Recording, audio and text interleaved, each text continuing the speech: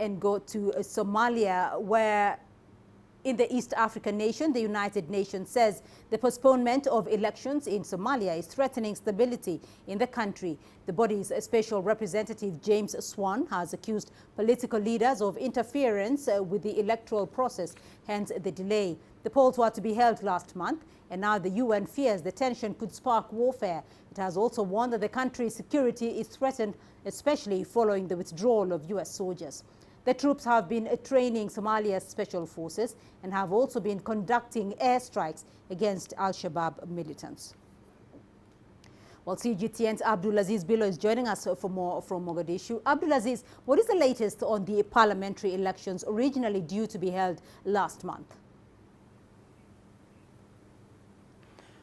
Well, Beatrice, the Electoral Commission announced new dates, saying that the elections will take place from the 7th to the 15th of January, and apparently that deadline seems to have passed, and there's been no formal communication from the Federal Electoral Implementation Team, that is the interim electoral body that is tasked with leading the 2021 parliamentary, Senate and presidential elections. So the concern here in Mogadishu is that two regional states from Jubaland and Puntland are yet to submit their representatives to the regional body FATE, that is the Federal Electoral Implementation Team. Those 8 teams from each side are supposed to be trained in Mogadishu and later redeployed to the regions to oversee the election of members of parliament and senators. So the two regional states are opposed to that process. Jubaland on its part says that no elections will take place in that region as long as the regional administration is not in control of the Gedo region, specifically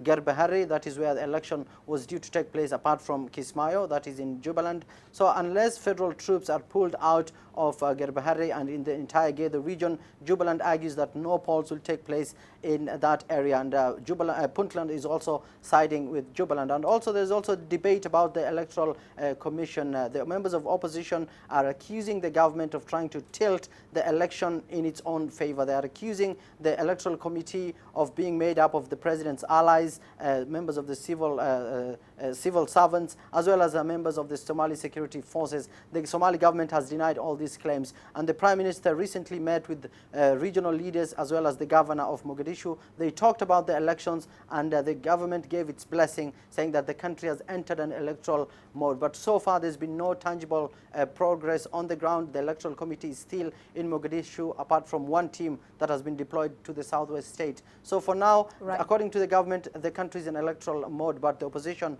are crying out, saying that the polls cannot take place partially. Well, on another issue, Abdulaziz, the U.S. military says the withdrawal of its troops from Somalia is complete. How worrying is this departure, and how will it impact security in Somalia and indeed across the region? Well, Beatrice, just a few minutes before we came to this live cross, there was a statement from the U.S. Africa Command. That is the command unit that belongs to the U.S. that is tasked with overseeing the regional security of the U.S. here in Africa. They issued a statement announcing that the top U.S. general in Somalia arrived today in Mogadishu, met with the Somali defense minister, also met with the chief of armed forces, as well as the American ambassador here to Somalia, Donald Yamamoto, to talk about the vacuum that will be left behind after U.S. repositions its troops out of Somalia. So the exercise officially ended on the 15th of January. U.S. troops amounting to almost 700 who are based in Somalia were redeployed to nearby bases, especially in Manda Bay in Kenya, and others were also deployed to Djibouti, that is home to the biggest U.S. forces here in Africa, the biggest base, Camp Lemonnier. So authorities in Somalia have raised their concerns time and again. The president of Somalia objected to the withdrawal of the U.S. forces, but then again it came under Donald Trump, who issued an executive order. So there's nothing that the Somali government can do. So apart from the move by the president calling on the U.S. not to withdraw its forces, this biggest security challenge now that will face Somalia is the troops that American troops are training. That is the elite unit called DANAP. So if there is no support that they are receiving from the US forces, then it will deal a major blow. But then the US says that it will remain in Somalia and conduct more drone strikes against Al-Shabaab. It has already conducted almost 5 drone strikes in the past few days, destroying Al-Shabaab compounds, killing top Al-Shabaab commanders, and it says that it will remain Somalia's #1 ally in the fight against Al-Shabaab. Abdulaziz Bello joining us there from Mogadishu with that update.